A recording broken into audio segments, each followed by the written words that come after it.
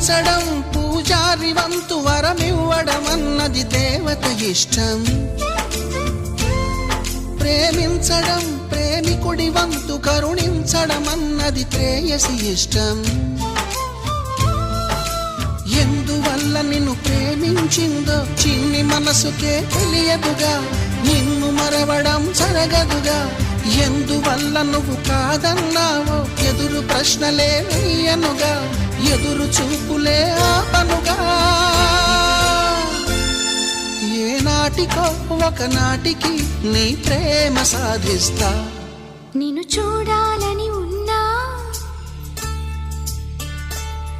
నిన్ను చూడాలని ఉన్నా, నీ